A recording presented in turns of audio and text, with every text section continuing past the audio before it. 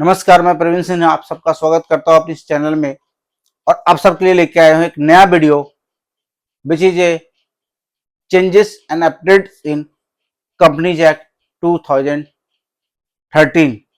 So if you are a company and if you are a company director, a startup founder, company secretaries or advocates, there are some important corporate law development in India in 2026 that you should be aware of. These updates affects director KYC compliance, pending ROC filings, dormant companies and striker processes. So आज मैं जो update के बारे में आपसे बात करने वाला हूं और जो अपडेट के बारे में बताने वाला हूं वो अपडेट्स क्या है, वो अपडेट्स हैं कि डायरेक्टर्स की केवाईसी कंप्लायंस में कुछ चेंजेस है, कुछ रिलीफ है। आपकी अगर कोई कंपनीज की आरओसी फाइलिंग पेंडिंग रह गई है और फाइल नहीं कर पाए हैं, उसके बारे में भी कॉर्पोरेट कंपनीज एक्ट में अपडेट है।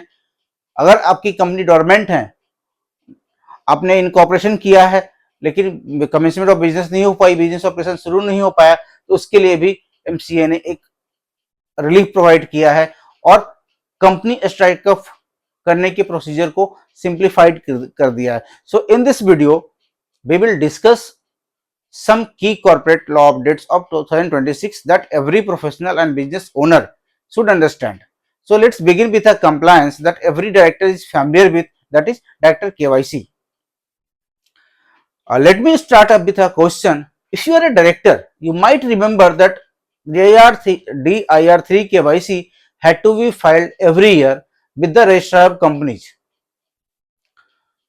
Now the compliance framework has been simplified, and under the updated approach, directors are no longer required to submit KYC every year.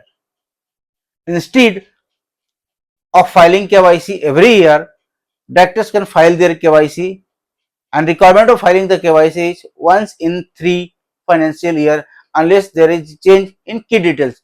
And what the key details? Those details are mobile number, email ID and residential address of the directors. If a director change their mobile number, email address and residential address, then updated information must be filed with the Ministry of Corporate Affairs within the prescribed time. So the compliance frequency has been reduced, but accuracy and timely updates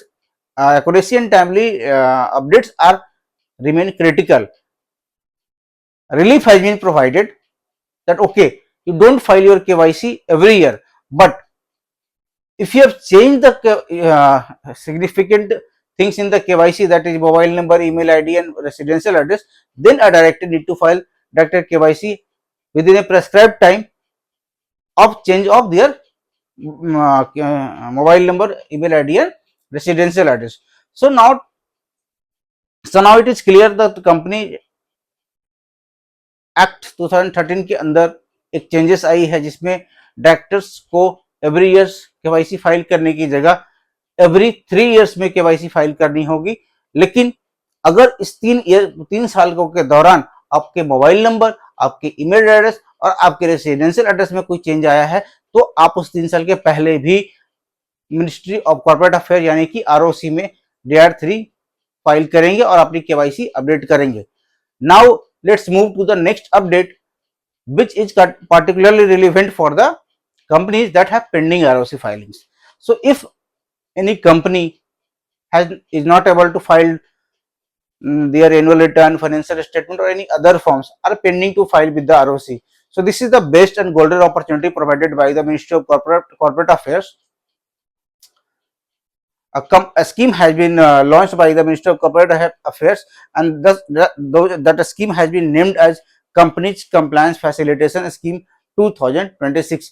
And many professionals come across companies that have missed filings, annual returns, or financial statements for previous year. Normally, this results in heavy additional filing fees and possible penalty proceedings. So, to address this issue, the government has introduced this scheme, and under this scheme, what benefit has been given by the government to the company. So, in normal conditions, you have to pay huge amount of additional fees while you are filing your annual return, your financial statement and other things to the ROC after certain delay.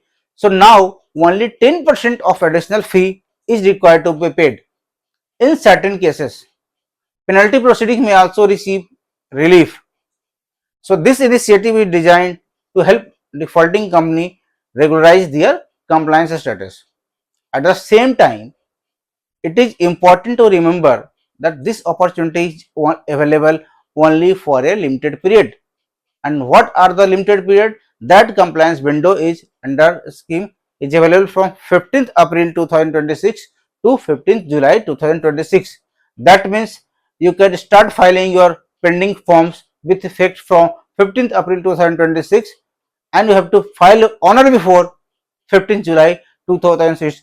अगर 15 अप्रैल 2026 से 15 जुलाई 2026 के बीच अपने pending ROC forms, annual returns, MGT annual returns, financial statement आप file करते हैं तो सिर्फ 10% के एडिशनल फी पे आप फाइल कर सकते हैं। आपको उससे अधिक पेनल्टी देने की, एडिशनल फी जमा करने की जरूरत नहीं होगी।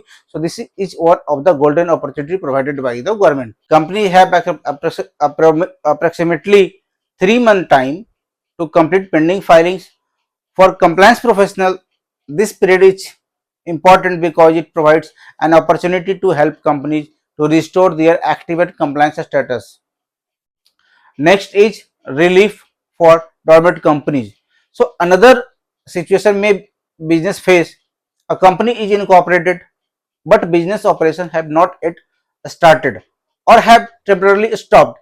In such cases, instead of maintaining full compliance, companies can apply for dormant company status under section 455 of the Companies Act.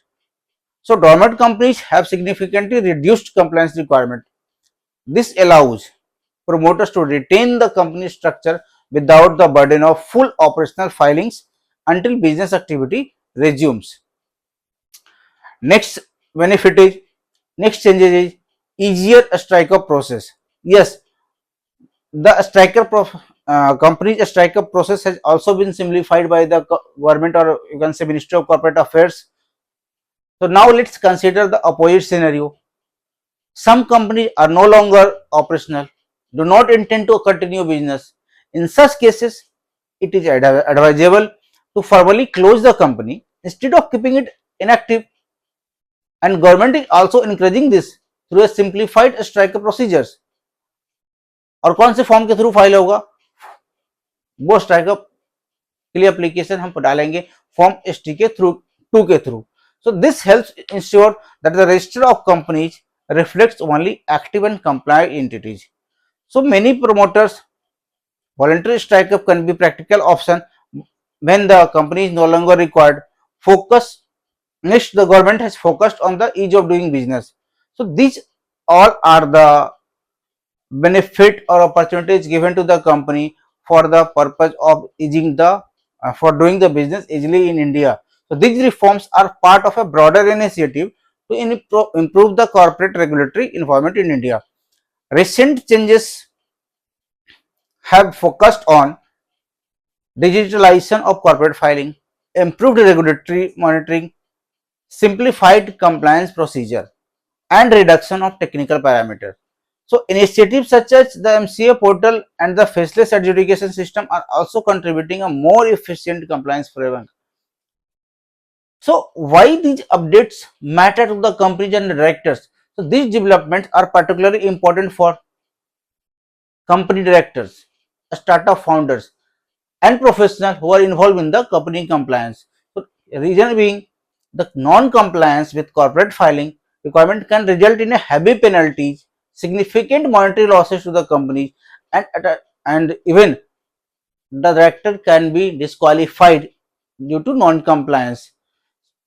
So your company can be a strike off from the register of companies. Therefore, staying updated with regulatory development is essential for effective corporate governance and risk management. Corporate law in India continues to evolve to balance regulatory oversight and ease of doing business. Professionals and business should stay informed about this development to ensure timely compliance and proper governance. If you are interested in practical insights on corporate law, GST, and business compliance, You may consider subscribing my channel for regular updates and professional analysis.